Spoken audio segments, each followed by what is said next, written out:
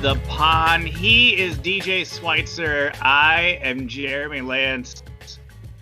DJ, normally when we wait till like Tuesday to get going with a podcast, things seem stale, but like this afternoon, and it's something we're gonna have to like hit on as a major topic, like kind of a crazy like news bomb exploded.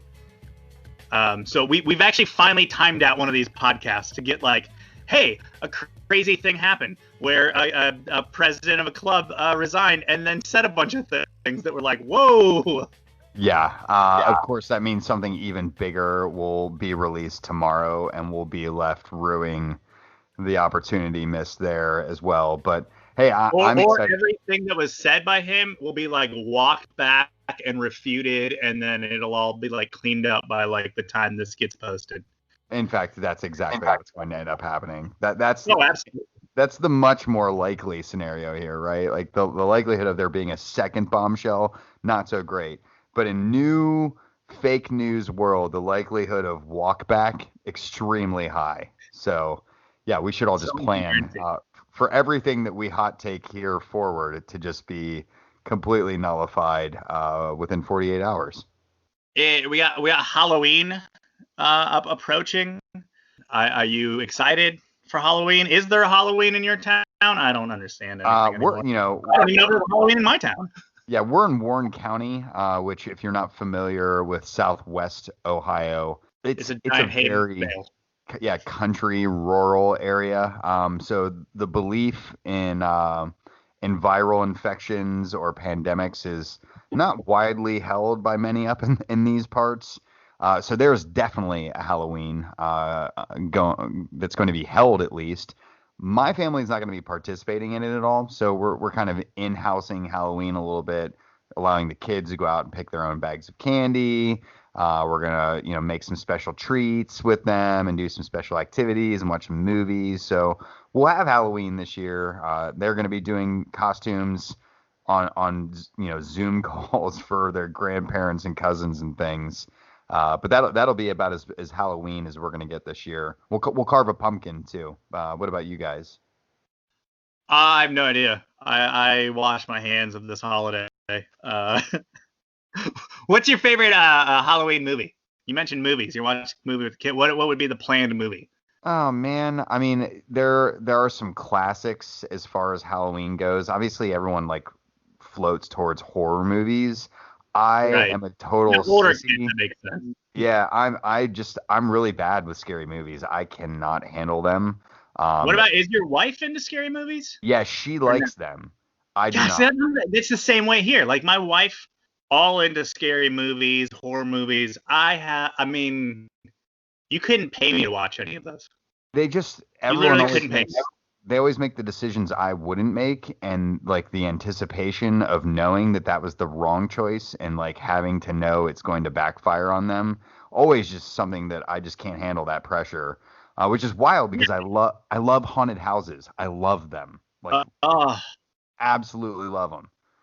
So I'm just a general Halloween hater, so like I don't really like anything about the holiday. Oh man, I love it.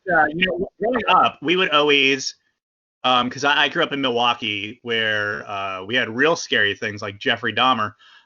So we had to have Halloween on Sunday afternoons, always Sunday afternoon in broad daylight, because the thought of having kids roam around neighborhoods in the dark around that time with that atmosphere just didn't seem like a very good idea. So we always had it. It was always the Sunday closest to Halloween in the afternoon. Of course, it was Wisconsin, so you had to wear your winter coat over your Halloween costume anyway. So no one even knew what you were. But then we would get home, and then as we were going through our candy, my dad would turn on one of the Ghostbuster movies. Oh man, Ghostbusters is a great one. Ghostbusters is actually in my top 3 movies of all time. I'm a huge Bill Murray guy, so that sits well with me. I'm also a fan of things like Hocus Pocus. It's got just a good, while it's not too scary, it's good to throw on for the kids and give them a good kind of Halloween-y type movie as well. So I can appreciate that. But I've always been a huge Halloween person.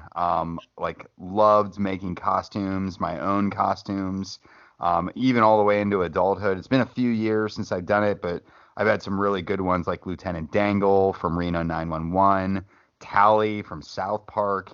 I've even been things like the 7-Up spot in the past, like to really. That's a classic right there. Yeah, right. So I love Halloween. I'm disappointed that my kids aren't getting to experience it.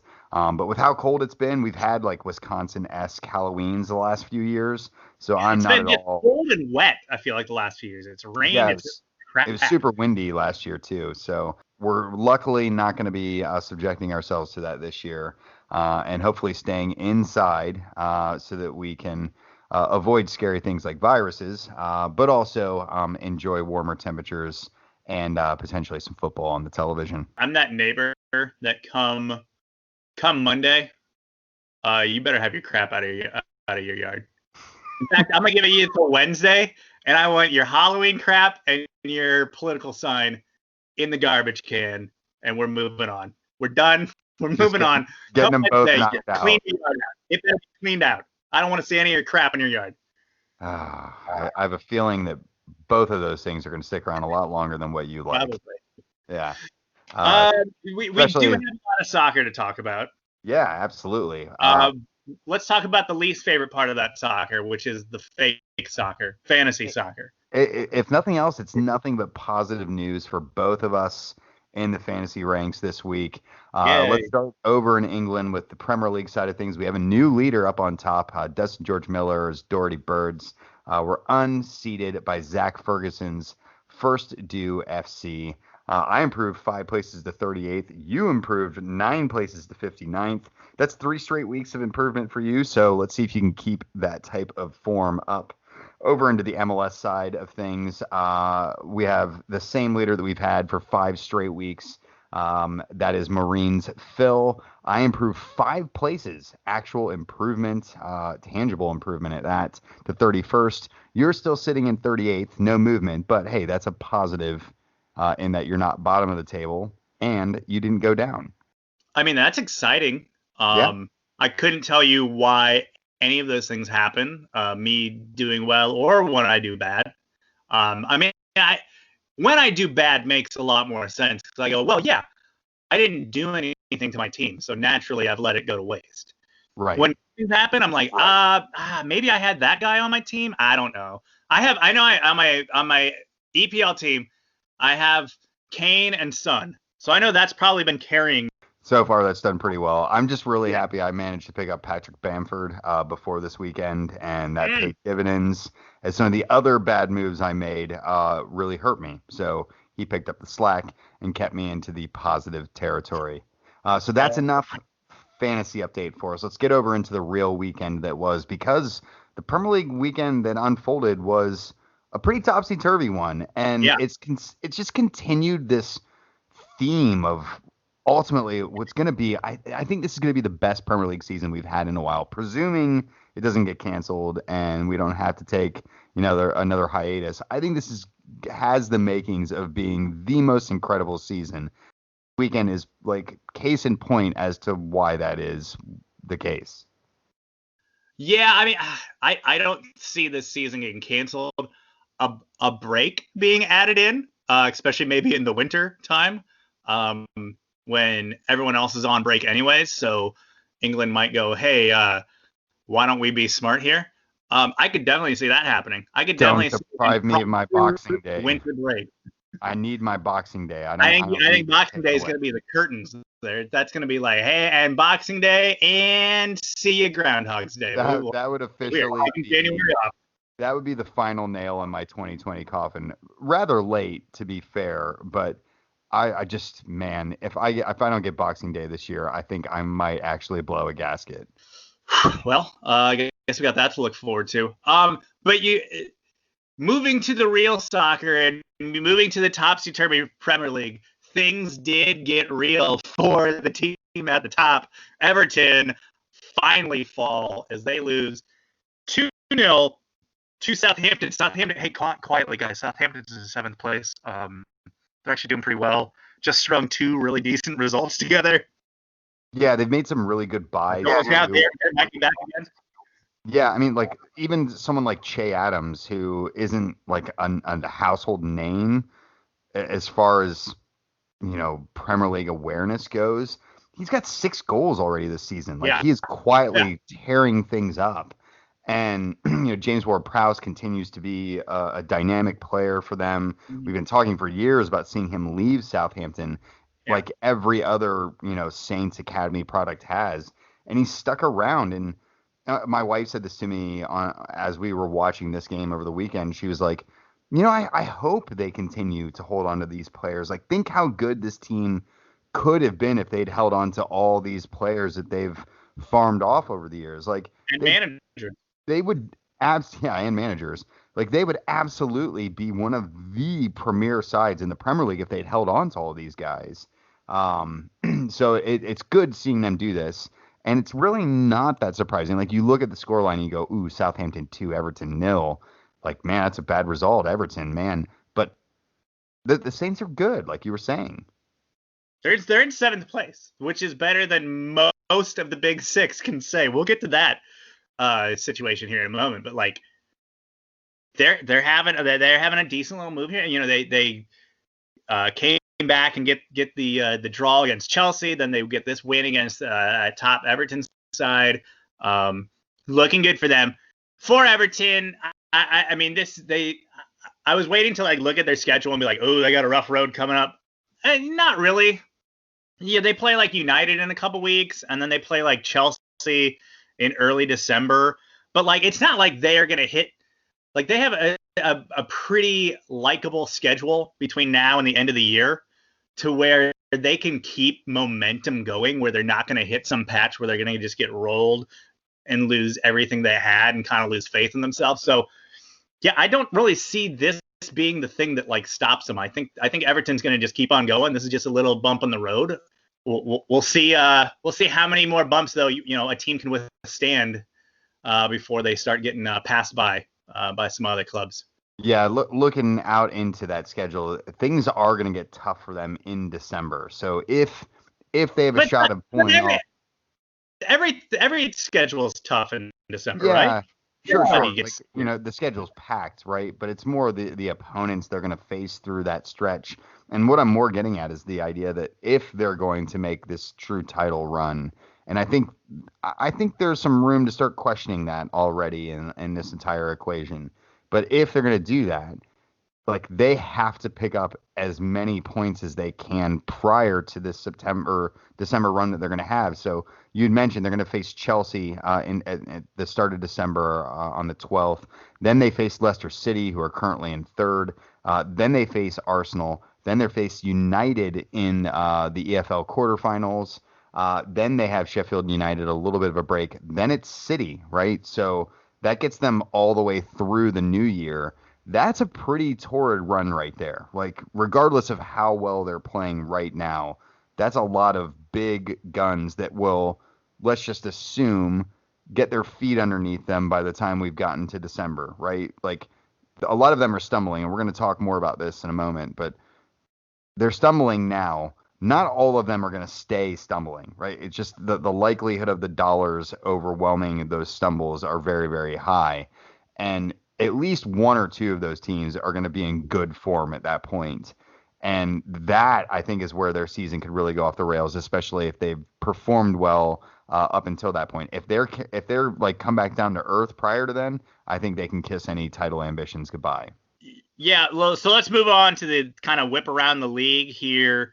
I guess the marquee match of the weekend was Chelsea and United facing off in the pouring rain in Old Trafford, and that may have had something to do with the result in this one, which was a 0-0 draw, a draw that I think Chelsea's probably a little more happy with than United. Obviously, anytime you're at home, you feel like you should have the upper hand and get all 3 points. United also coming off of that rough result very recently against Spurs. I think for Chelsea, it was, they're kind of still trying to figure themselves out, but goodness me, a star is born. Mendy, holy crap, did he have himself a good one? Yeah, he did have himself a great match. This was like the big title matches.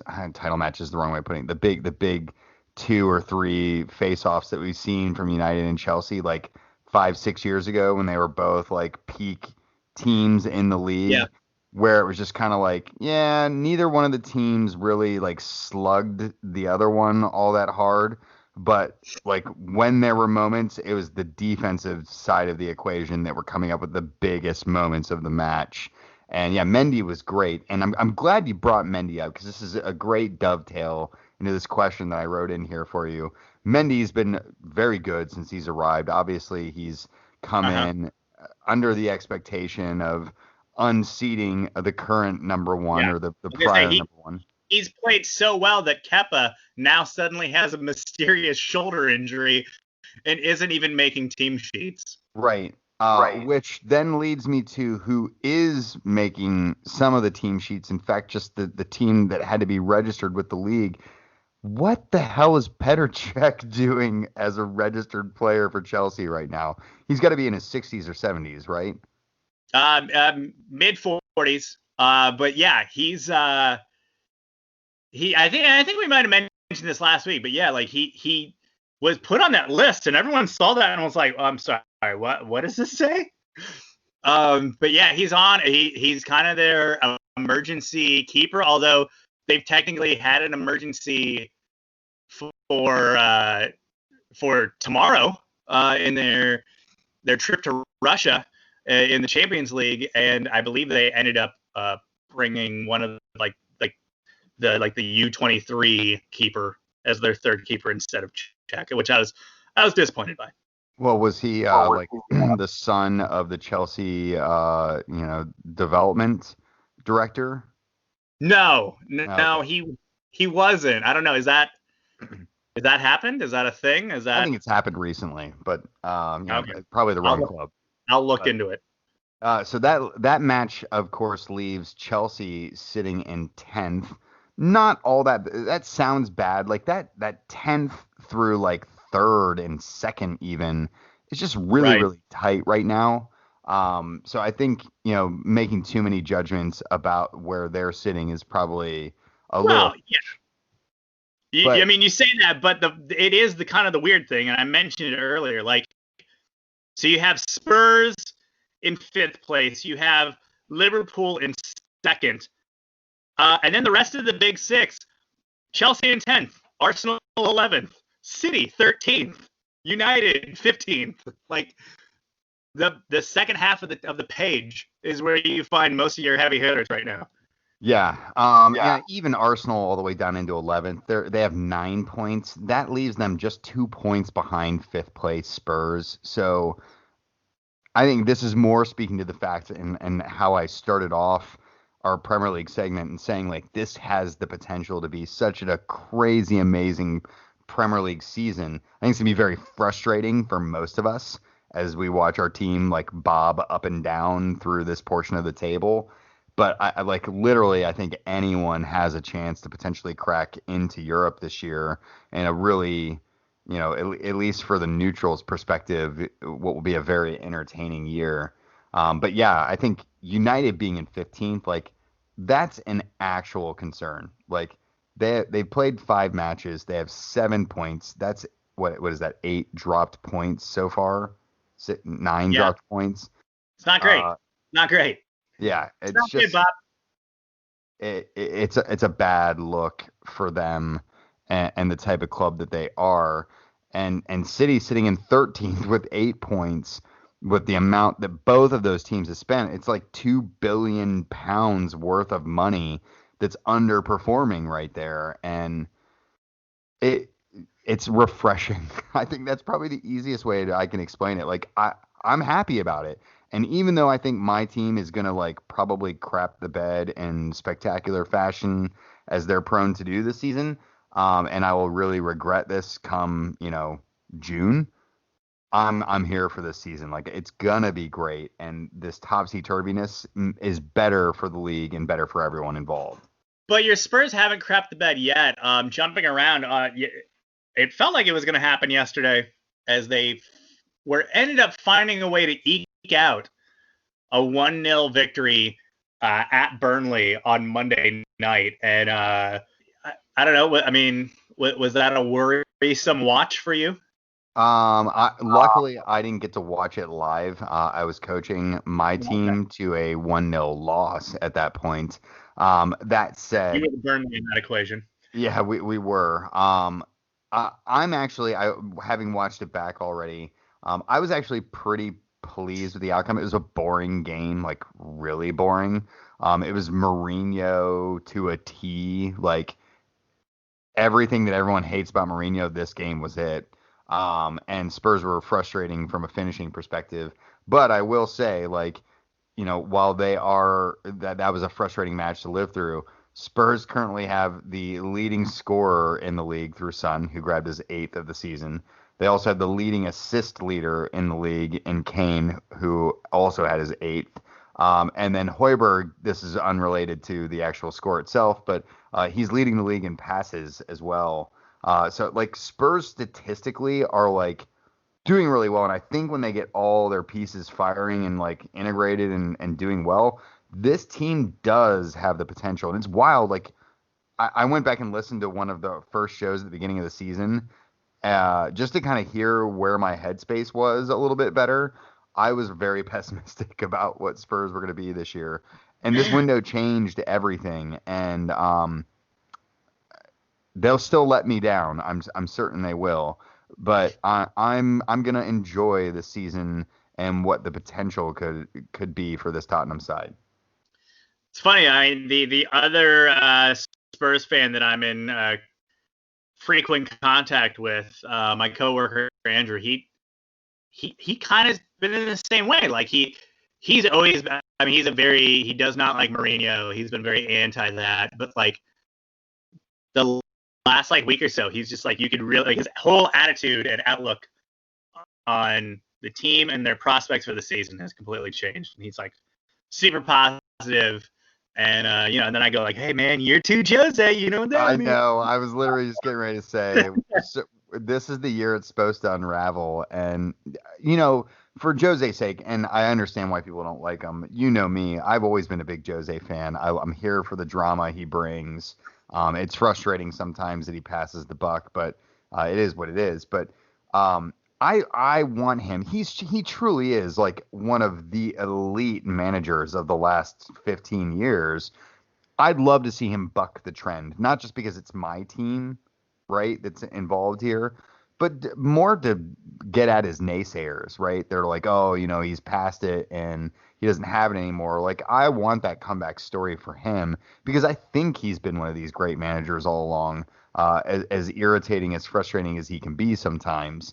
I think that could be a pretty special moment. So I'm rooting for him, and he's got the tools to buck the normal Mourinho year 2 and 3 trend. Jumping back over to some of the other scores, West Ham holding City to a 1-1 draw. That was kind of a wild one to start our Saturday off with. You also had Liverpool, I mean, kind of getting, and I mean, it was match 1 without Van Dijk, a harder than it should have been fought out 2-1 win. Yeah, you feel bad a little bit for Sheffield United. They just can't buy any luck this season. Yeah. For as overperforming as they were in their return to the league last year, they have like run out of all the luck that they were feasting on in the previous season now, and I feel a little bit bad for them. But then you saw what Liverpool have, and yeah, they don't have Virgil van Dijk anymore, but they also have like one of the best attacking sets of players in Premier League history. And they'll be able to outgun just about anyone. So while this was difficult for them, my prediction that we're going to see more and more of the 2018-2019 Premier League Liverpool versus the 1920 side is starting to hold a little bit more true. Yeah, although yes, they're already down yet another center back, or at least in this case a fake center back, as Fabinho went down in today's Champions League match. Yeah, I got a text from one of my Liverpool buddies who we had talked for weeks about, oh man, I guess Fabinho is going to have to be the answer here. since they didn't sign anyone in the back, and then Van Dijk went down, and we're like, oh, now we're really there. And now without Fabinho, I'm guessing maybe not Jordan Henderson, but more likely maybe James Milner be playing center back. That's what I was thinking. They're probably going to need to put like Milner back there to at least kind of, I mean, just someone that's just going to be able to kind of put out that veteran shift of just getting the job done, doing enough. Not to mention, big matches. Well, he's the ultimate utility knife as well. So. Oh, definitely. Other matches, Aston Villa, one of the other sides that were unbeaten, they got very beaten as they lost 3-0 to Patrick Bamford, and Leeds. Also, Leeds were there. Mainly just Bamford, though. Yeah. I think Leeds, not that we didn't expect this, but Leeds are clearly, as far as social media is concerned, this year's underdog darling. And they're definitely darling of everyone's congregated around them. We're getting ready to have our first Roger Bennett, mini documentary on one of the clubs, and it'll be here with Leeds and the whole revolution that they've had with Bielsa. So I'm looking forward to watching that. But you could see the Twitter favoritism shift even more into their court after that result. It definitely did. Moving to Sunday, Arsenal fall to Leicester City 1-0, and then Wolves and Newcastle 1-1 draw. Leicester City is a team I still haven't really figured out what they're going to be this year. I guess we really didn't last year either. Yeah, I mean, this is exactly kind of what we saw from them last year. They shot up to the top of the table at the beginning of last year. They hung around there all the way up until about pandemic time, and then they fell off a cliff. They'd starting to see their drop in form before the pandemic settled in. But it remains to be seen whether or not the pandemic was actually what nailed them down for what was ultimately a very, very poor finish. I'd love to see this team be consistent and hold on to that level of form this year, but they didn't really go out again and reinforce in any sort of meaningful manner. And I wouldn't be shocked, especially I just read today the Premier League has seen a 48% increase in muscle injuries already over the course of these opening 6 rounds of matches. Which we knew was going to happen, right? Yeah, I mean, compressed schedule, short summer layoff, that was bound to happen. But I think that leaves Leicester even more susceptible to potentially running out of gas in the second half of the campaign. All right, let's move on from the Premier League. I mentioned at the top of the show today, Barcelona president Josep Bartomeu. He resigned as something that has been anticipated and called for I don't know, at least a couple of months. Basically, stemming from a lot of things. Barcelona has, hey, I don't know if you're paying attention. They've kind of hit the skids a bit on a couple fronts. Obviously, there was the very public fallout with Messi over the summer, where it looked like more so than ever before that he was on his way out, and pretty much seemed like a foregone conclusion for most of the summer. And then that was somehow salvaged. But the other larger issue is that they, as a club, as just an overall system, have really kind of lost their way. You almost hate to feel bad for them, right? Like, they've been so good for so long, and they've been riding this wave that is arguably the greatest player of all time, and they've lifted every trophy imaginable. They've been utterly dominant domestically, even as Real Madrid has been really dominant in Europe over the last few years. They still sprinkled in their own Champions League wins over this time frame as well, right? So they've become the club in the world in the way that Manchester United used to be the club. That's what Barcelona have been the last 10, 15 years. And they have really squandered that in a way that just seems exactly the same curve as Manchester United, right? Like they had it all. They had one of the world's greatest players, and they've now literally put themselves in a position where they might not just lose Messi, but they've squandered potential. Like even if he stays, he may have his last formative positive at his peak years wasted because Barcelona are such a mess, not just on the field, but off it as well. Like, Bartomeu, him leaving is good for everything that's going on there, and not just for Messi's situation. But they've sold off some good young talents that came out of their very highly touted academy for not a whole lot of money, and they've spent a ton of money to bring in glamour names. They kind of almost left the model that got them to where they are. Right, because I mean they're at this point now where they kind of need to lean on their youth, and that I wouldn't say the cupboard's bare, but the top tier phenom talent that you would expect to be pumping out of that Barcelona academy doesn't really appear to be there. Well, we'll say this much. They do have their one starlet right now is Ansu Fati, and he looks tremendous. Like, sure. Next level talent. One guy. I think their bigger problem is that they stopped developing across the spectrum, right? Like they no longer have Piqués and Iniestas and Xavis and their defensive side of things, right? They're Pedros, right? Like these are the Busquets, right? Like Busquets has looked I watched the El Clasico and he was a shadow of himself. It's just they have not reinforced well. They've spent money poorly, and they've done bad business deals off the pitch as well. So they are in a world of hurt from a debt standpoint. Spanish soccer in general is overloaded in that way, but they're pretty bad off there. And on top of it, wouldn't it have been smart to sell Messi then? It might have been, but remember they sold Neymar for a world record fee, and they've done nothing with that.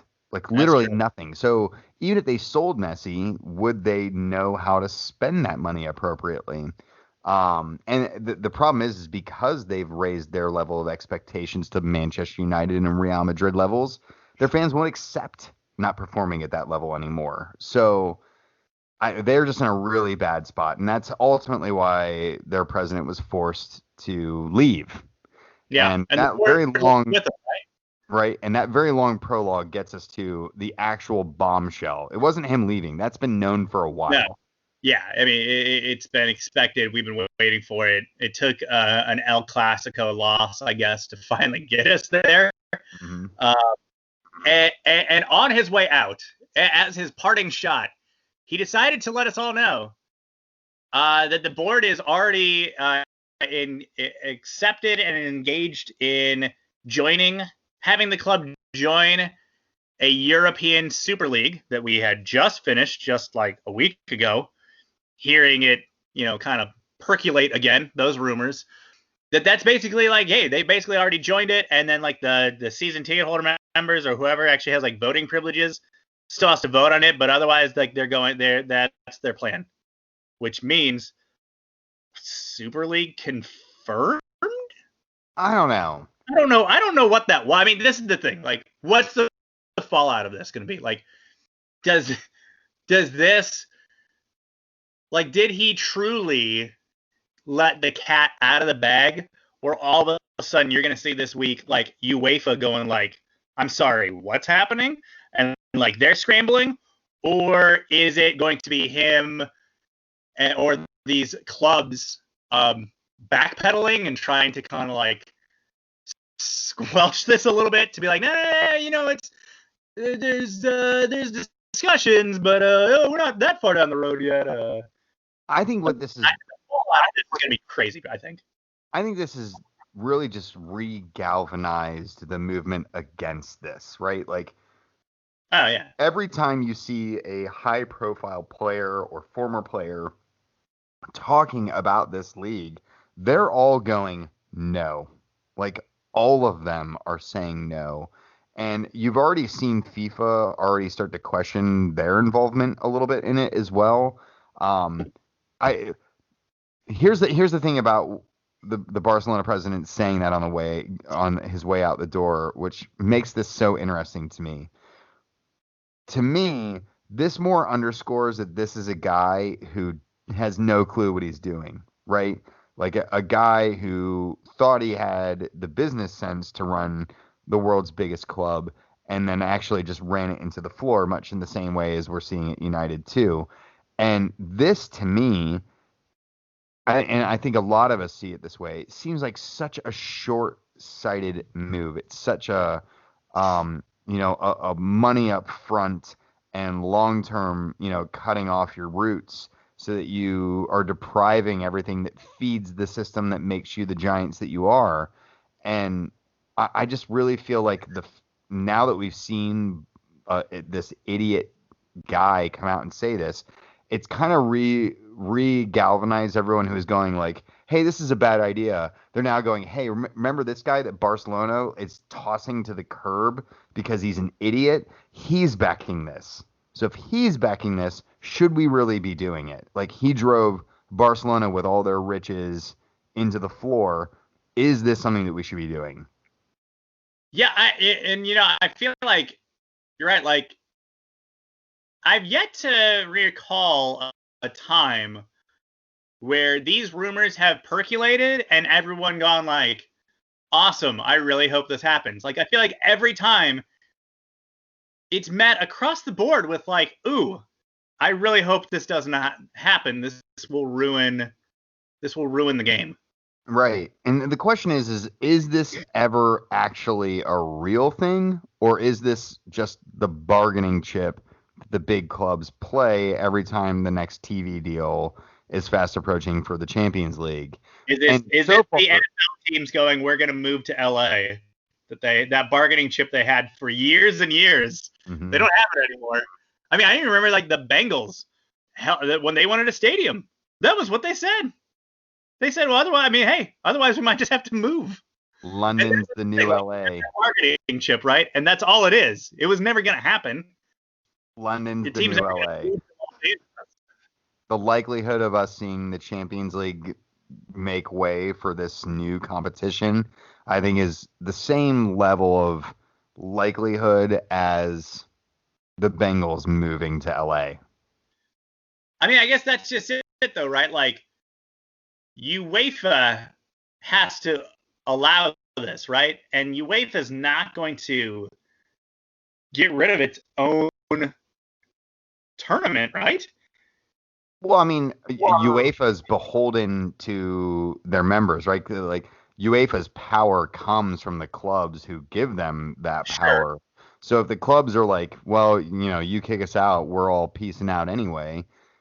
Yeah, they could have the other, 1,000, 2,000 clubs that are left behind, but the ones that really matter are the 20 that leave.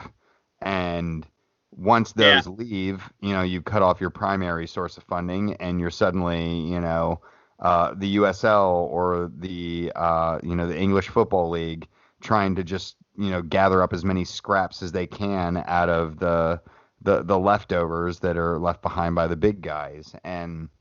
But would it not be like a voting thing? Like, would it not be like a situation where the few who want this just could never get enough sway and power? Or is it just simply a money thing? And since they're the ones that generate all the money for, UEFA, that they kind of get to call all the shots? Look, it's a symbiotic relationship, right? Like, the little clubs need the big clubs, and as much as the big clubs don't believe this all the time, the big clubs need the little clubs. They provide the infrastructure for the developmental impetus to get to the big time, right? Like, no kid dreams of growing up, and no offense meant to this, but no one's grown up hoping to play for the Shrimps or for Wickham, right? Like, they're wanting to play for Manchester United and for Arsenal and for Barcelona and for Bayern Munich, right? Those are the clubs that kids dream of, and they aspire to climb that ladder and to move up the chain, and that's the engine that drives player movement and development, and not to mention the revenues that those big clubs drag in, and then ultimately, while they don't share enough of it, then siphon off to the rest of them, be it through player acquisition or through, gate receipts for tickets for matches played against those bigger teams and whatever, right? And, the money flows up the chain and down the chain to a lesser extent. And this is the same thing that we see in human politics and human nature, where the rich try to get richer and the poor are just trying to like grab onto whatever they can. And the poor know they need the rich in both scenarios. They need that money. They need the tax dollars. They need the parachute payments or whatever the hell it is to survive. Meanwhile, the clubs ultimately will, I think, find out we can't keep our engine or our production factory going without everyone else who gives us our supply. Well, and I think ultimately, if it does come down to a money thing, wouldn't you stand to make more money from having your league TV deals, your league money, and then your Champions League TV deals and your Champions League money? Because if you do a Super League, you're just talking about one TV deal. Like you're not in the regular league, I guess, anymore, right? So like then you wouldn't be getting the Premier League check and the Champions League check.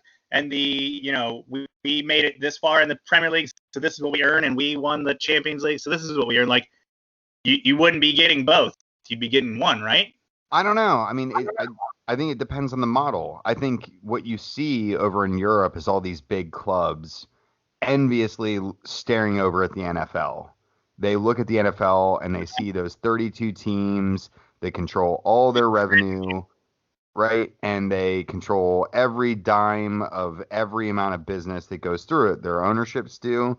And they all look at that and they go, why don't we get that same control? We're the ones who bring all the revenue to the sport. We're the ones who drive this engine. Why aren't we getting that same vast cut of the pie that they're getting? And enviously, all of our fans are staring over at the open model and being like, oh, this is what we want, whereas all the teams are at the top of the open model want into a closed model. And in a closed environment, you get to control all your variables. And that's why ultimately they want that. Do I think it's sustainable? Well, that's a question that we're seeing right now play out literally at every level of American sports. We're seeing the NCAA athletes trying to organize and get their cut of the pie because they've realized finally, like, what we are working for free. Most of us don't even get the education we're promised, and we're off to play for a 5-year career where we're out on our butts afterward, right? So everyone's trying to get their cut of the pie here. We're seeing it in minor league baseball, trying to consolidate or not get eliminated by Major League Baseball. All these things are the same fights. They're just different angles. And it's literally the same thing we see everywhere in the world. The rich people are trying to screw over the poor people. And it's no different in soccer, which is, as we've always said with soccer, it's the perfect mirror to society. Well, certainly if we give them just a little bit more money, they'll be content. Let's go stateside. Let's kind of start to land this plane here.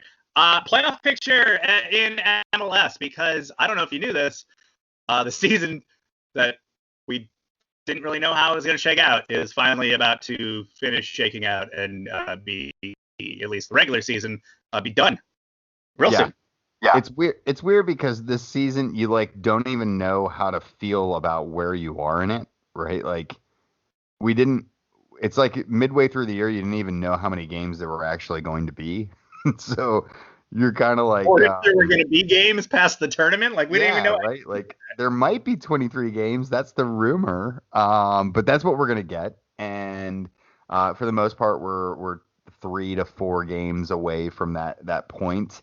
And It's as interesting as an MLS season as it's been. We've got a topsy-turvy table here too, to a certain extent. And even more odd is the fact that the field for the playoffs expanded this year as well. Yeah. So unevenly too, right? Isn't it like the Eastern Conference is going to be more teams? Yeah. Yeah, there are 8 teams that are getting into the Western Conference, and then there are 10 teams that are getting into the Eastern Conference, 4 of which are playoffs. So it's mostly because there are 2 additional teams in the Eastern Conference this season. But it's just I don't know, like everyone says this, but it rings extra true this year. There are some truly crappy teams that are going to get into the playoffs. Like really bad teams. How dare you speak of Vancouver that way? I mean, I'm glad you pointed out Vancouver because I think they're easily one of the worst teams that will probably they have more losses than FC Cincinnati.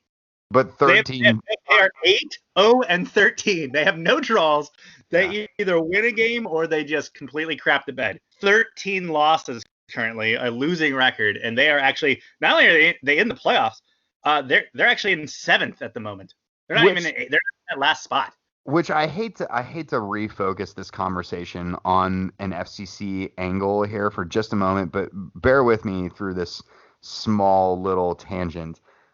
Remember when Gerard Nijkamp had talked about this whole 4 to 5 windows thing to be successful, or we're in 1 or 2 windows, whatever it is. What's this? News to me. Yeah, sure. Like no one's talking about it. Yeah, no one's talking about it at all, right? He then came out and clarified to our good buddy Pat Brennan from the Inquirer, like, hey, I think we're going to be competitive by next year. And he used the phrase competitive for the playoffs, which when you look at who gets into the playoffs, that is the lowest bar for success that you can possibly set for yourself, right? I mean, technically, if they win out right now, they could possibly make the just being in the league puts you within the realm of being in the playoffs. Well, I mean, that speaks to anyone who's like, oh, American soccer lets itself down by its own lack of competitiveness. Well, here you go. But so basically, he's saying as long as they field a squad next year, they'll be contending. They'll be competitive for a playoff spot. 10 of 14 teams qualify for the MLS Eastern Conference playoffs. 10 of 14. You can be well below average for the league in your year and get into the playoffs. That's stupid. And that is a really, if you're allowing your club to tell you that is a metric of success, I'm sorry, that's just not an acceptable answer. It's not. Yeah, you currently out east have 3 teams, the Red Bulls, Montreal, and Inter Miami, who pulled themselves off the floor, that are currently sitting in playoff spots with more losses than wins. I mean, that happens every year in MLS where you see a few of those, but it's extra this year. And I just quit buying just don't buy the bullshit. Just don't buy it. Stop buying your team's bullshit. Let's talk about the teams that are not only competitive for a playoff spot, but are currently tracking for a playoff spot with just a few games left in hand. What is the one team not in like the top 3 or 4 that you like feel like could make just a heck of a run, could just turn it on and just burn some people come playoff time? Oh man, I mean, looking across both of the conferences, the easy pick is an LAFC out west, right? Like they're sitting in 5th, right? Carlos Vela just came back. He walked off the bench and scored a goal. It's like that's your, if you want to call them an underdog, they're not, but let's call them one for the time being. And this is what's great about MLS to a certain extent. You can like mail in half your season and then get your legs underneath you a month before the playoffs start, and then you can be MLS champion. That's the benefit of the way this. It's the old Bruce Arena method, right? But I think that's your obvious answer. If you're looking for a less obvious answer, I think the team that screams it to me is actually New England. And everyone had talked a lot about them as being a bit of an underdog at the beginning of the season, and they waffled their way between being a good team and a bad team a couple times this season. But I think they're sitting in sixth place in the Eastern Conference, and it's that man who I referenced a minute ago, Bruce Arena at the helm. I would be terrified if I were a top end Eastern Conference team that gets drawn against sixth-seeded New England as things currently stand. Like, I would want no part of that team in the playoffs. My pick is I'm going with the current 10th place team. Dude, I think Inter Miami they're kind of hitting their stride right now. They got all their big pieces finally in place and brought in and they've played really well down the stretch here. They're 3-1-1 in their last 5 matches. Then those 3 wins have put them into that 10th place spot. I could definitely see they're a side that I think it's like even money if they get blown out in their first playoff game or if they just make a crazy run. I could totally see that as well. Like Pipa, and depends on which Pipa you're referring to here, right? The elder Higuain, in not Gonzalo, but our friend from Columbus. He's he's a mercurial guy you can bring off the bench, right? Yeah. Like that's such a great experienced weapon that's the type of move, and I understand why he ended up where he is because his brother's there now. But that's the type of move that I keep aching for FC Cincinnati to make, right? To go out and get an experienced guy from this league who will bring that knowledge of how to get you over the hump here. And like, there's no one on FC Cincinnati's roster that you're like, oh, there's the outside of maybe Kendall Waston, maybe, who you're like, there's a guy who's had success in MLS and he knows how to get it done here. And I agree with you. I think Miami's a great pick. And I would be really scared to find them in a first round matchup as well. So what I just heard you say is that FC Cincinnati need to sign Jeff Lorenowitz next year. Is that too for you? Do we need something a little? That's maybe little more.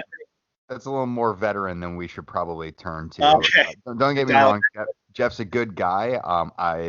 I have some loose relationships with Jeff, so if this makes its way to him, Jeff, please don't take this the wrong way. But no, I don't think that Jeff Lorenowitz is the answer. Moving on to kind of just a few other little things in the domestic stuff before we land this plane here. Nippert final match tomorrow. You'll be there. I will. It's going to be weird. You would have never wanted to see the last match at Nippert be held under these circumstances. FC Cincinnati sure threw UC under the bus this past week, explaining why there would be no fans for this final match here. Listen, this is a public institution that has a student body to watch out for.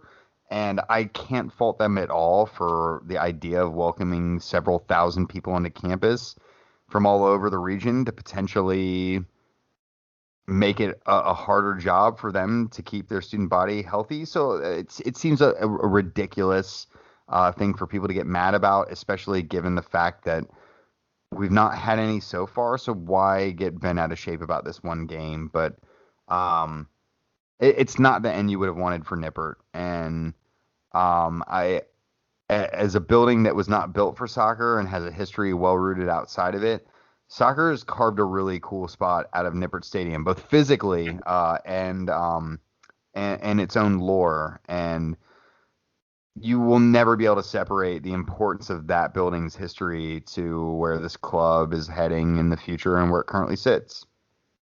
Yeah, it's crazy just this short 5-year window that FC Cincinnati has occupied Nippert, where not only have you had all these record-breaking attendances in USL matches, you had I think they even had some not record-breaking, but some very high U.S. Open Cup attendance marks put in there. You have just MLS matches. The fact that MLS matches have been played there. Zlatan has graced Nippert. And then also both the men's and women's national team during that time. Wayne Rooney. Wayne Rooney. Bastian Schweinsteiger. Yes, the ghost of Bastian Schweinsteiger made it on there as well. Right? Like those are some truly legendary names that have paraded through Nippert Stadium, both in the men's and women's games. Like some of the best players of the last 20, 30 years. I mean, that's a really cool thing. And I told this story. I was on Cincinnati Soccer Talk last night, and they were asking for some of our favorite memories about Nippert. And I actually told a story from your time with the Cincinnati Saints prior to the FC Cincinnati. And when we first heard the rumor about them potentially playing at Nippert and how it seemed an absurd proposition to stick soccer in that stadium. We joked, like, how empty will it look even if they get 5,000 fans? Well, right, because at that time, 5,000 fans was that was a good mark for USL attendance. Like, that's what, St. Louis and Louisville just on board. And those were, they were kind of hitting that 5,000 to 7,000 range. And that at the time was seen as wow, that's some great, look at the growth in USL. And we were joking, dude, if they're able to pull off good numbers in USL, which means 7,000 people, that's so small of a crowd to fit in a 43,000 seat stadium. I mean, is that not an average UC football game? It is definitely when Temple's in town, yeah. But it is kind of amazing to think about how unrealistic it was for the club to fill that stadium up. And not only the thought of doing it once, but doing it dozens of times is truly an astounding feat. And that you can't discount how important Nippert and its location was to all of that. So I'm sad. I'm sad that it's gonna not get the proper send off that it deserves in this entire equation. I'm glad I get to be there. I've said this a couple times over. I understand how much of a privilege that it is to get to do that. But trust me when I say you're not actually missing out on much in these experiences. It's literally you show up for an exhibition and then you leave. And it's really taken a lot of the wind out of the sails for soccer, I think, in a lot of respects. And credit to the fans who've kept the passion up. But I'm sad that Nippert's not getting a proper send off. It is, yeah, it's a bummer that the stadium that has become synonymous with great crowds in American soccer will go out with no crowd. So it's weird that that's the ending note for soccer for the foreseeable future in that space. Real quickly, USL Championship. We now know who is playing in that final. Everyone's favorite side out west, Phoenix Rising. They will travel all the way over to America's penis, right in the just kind of the under part there at Tampa. I don't know if there's a more clinical term for that kind of armpit of the. Okay, anyways, they play the Rowdies. The Rowdies doing something to get to the final that they had never done before. They never won in Louisville. Yeah, they had not. I'm sorry. The word you were looking for was taint. I think that's that's a little more back. That'd be yeah, I love how you're desperately searching for words here. Destined to Mobile. That would be the taint region. All right, fair enough. Fair enough. No, you're right. This was a bit of a boogeyman that Tampa were able to. Tampa Bay, excuse me. They hate when you just refer to them as Tampa because they represent the entirety of the region. Body of water. Yeah. Tampa is an actual city in the Oh, they United play States. in St. Pete. So if we really want to be, categorizing this, but getting worse. Should we go all the way back to Tampa Bay VSI? That wasn't them. That wasn't actually them. Regardless, good moment for them to shake that off. It's weird. Phoenix, like they are. You joked about them being the darling of USL at the moment. They're obviously a bit of the whipping child, but like 2 years ago, they totally were the darling. Like once FCC left, Phoenix were like it. Remember that crazy run they went on last year where they like didn't lose a game for like 50 games in a row. Yeah. And now, like when you think of Phoenix Rising, what people automatically associate with that is like racist behavior or homophobic behavior, and it's a notice to teams like how they need to work on that image because of how quickly it erased Phoenix's relevance. Yeah, I mean, PR can come and snatch every bit of gains you thought you had in just a moment. But yeah, I think it'll be a good match. It'll be an interesting match. I will be rooting for the Tampa and more specifically Forrest Lasso, former FC Cincinnati player who is having a good time there down in Florida. Yeah, can't say that Forrest didn't upgrade in location a little bit as far as just temperatures and playing environment. And it's good for him to get into a space where he's valued and really respected again.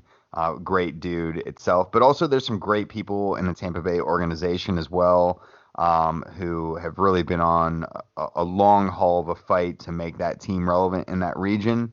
So I'm happy for them. Hopefully they pull it off. I'm rooting for the Rowdies as well. This is truly one of the most epic American soccer franchises out there. They often get passed over in that discussion, which is unfair.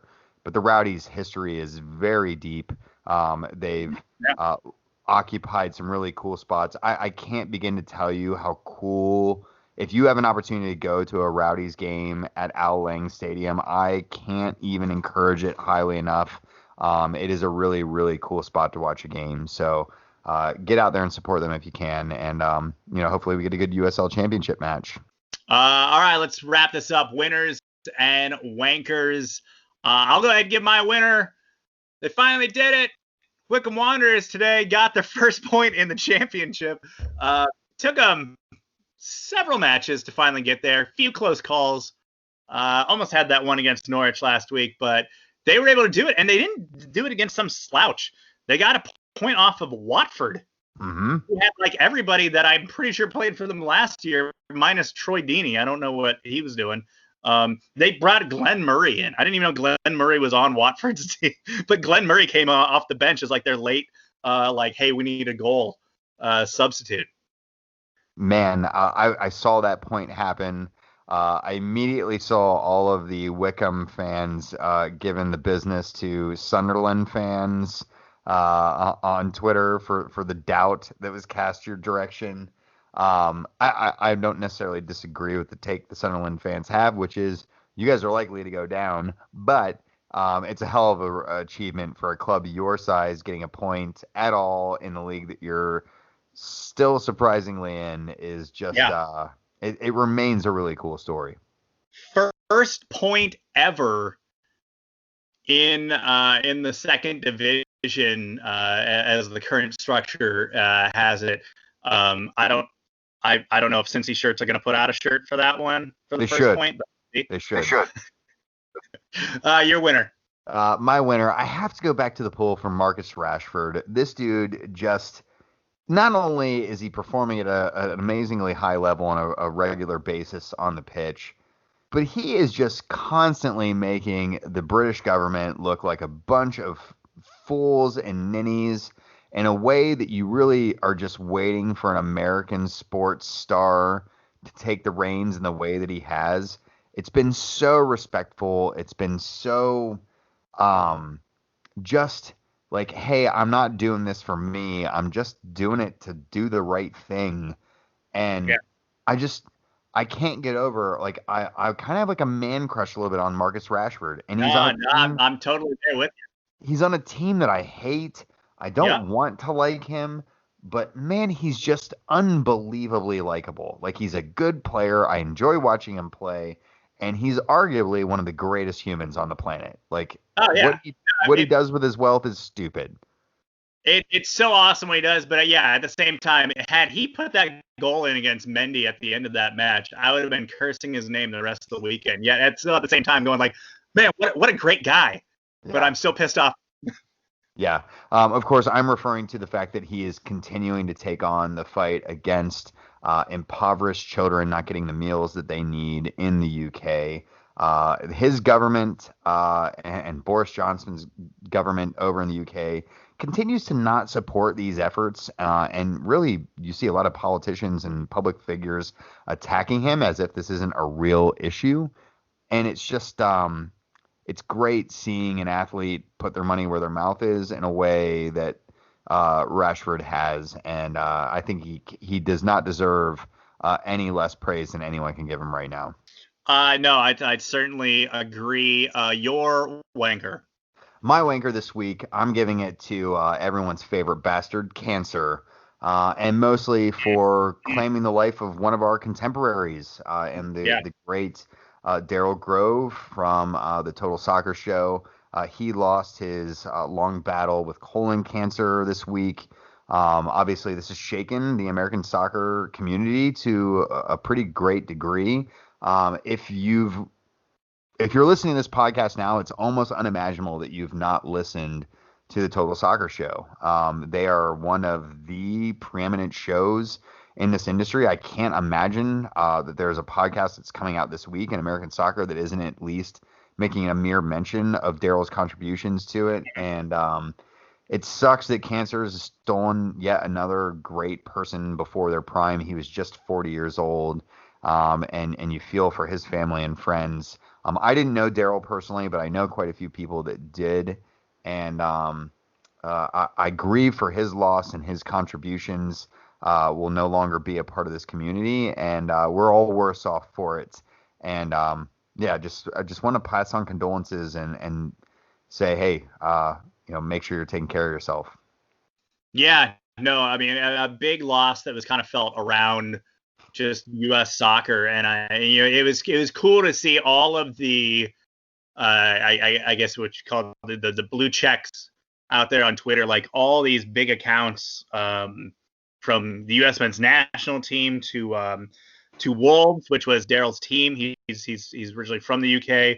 That kind of pouring out their condolences and just coming from all corners of the soccer world. You're right. I didn't know him either, but I knew of him and I knew his work and loved his show.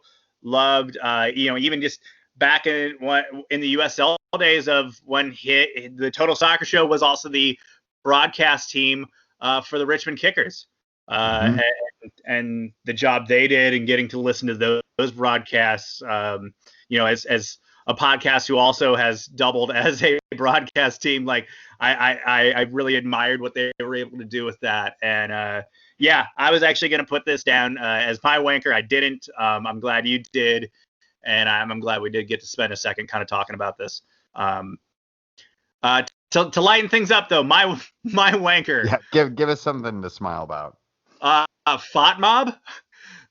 They have a policy to basically never hand out a perfect 10.0 player rating on their app. And once again, they chose not to, and instead gave out a 9.99 rating to Lassina Traore of Ajax after he scored 5 goals and 3 assists against VVV Venlo. Again, that 5 goals, 3 assists, not good enough for a 10.0 rating. I'm sorry. It's not possible to not rate that as a perfect game. Like, it's not. It's not. But it's like this was basically them. I mean, they even tweeted out like, "Hey, our policy still stands. 9.9, buddy." Hey, it's amazingly consistent, if nothing else, even if it's wrong. 5 goals, 3 assists. Not the benchmark we're looking for. Sorry. Try again next time. Still room for improvement there. Yeah. That 5, you know? Yeah. That seems the perfect way to end the show, with a not perfect score for a perfect performance. As always, if you want to get involved in the weekly podcast, please reach out to Jeremy. He's at Jeremy Lance. Don't reach out to me at all. I'm at Wrong Side of Pond. I won't reply to your tweets. Just kidding. I probably might. And as always, we have a contact form on the website. If you feel like scratching it, it's there. Does anyone read it? No, but go ahead and scratch it. Not even entirely sure what email address it actually goes to, but fill it out nonetheless. That is this week's show. Thanks for listening in. Jeremy, it's been a pleasure. See you.